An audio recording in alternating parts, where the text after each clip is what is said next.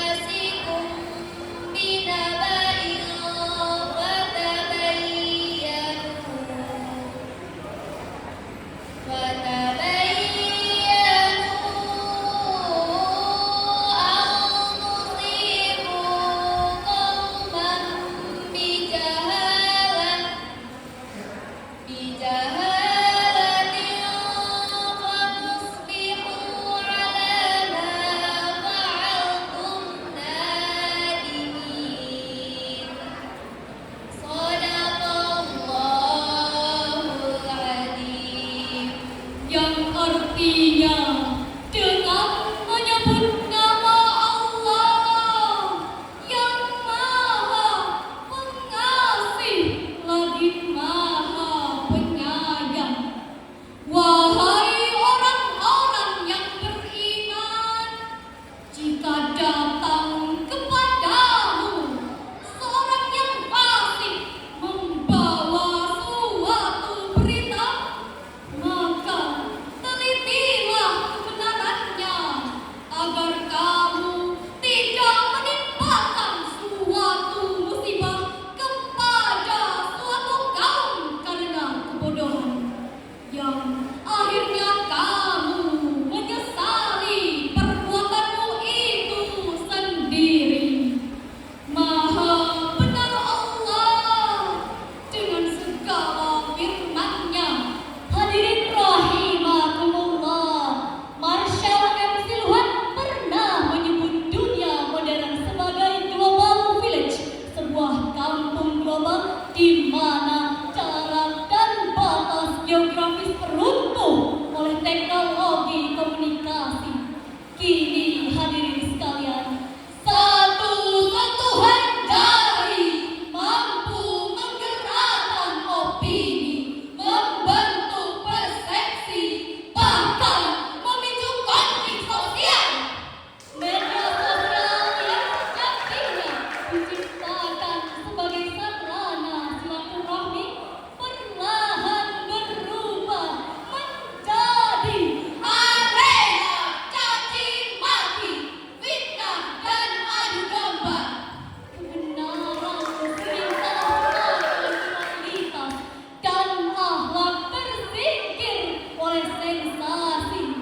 Fenomena ini menunjukkan bahwa krisis yang kita hadapi bukan semata krisis teknologi, melainkan krisis etika dan krisis tabayun. Informasi diterima tanpa verifikasi, disebar tanpa klarifikasi, lalu dipercaya tanpa refleksi. Akibatnya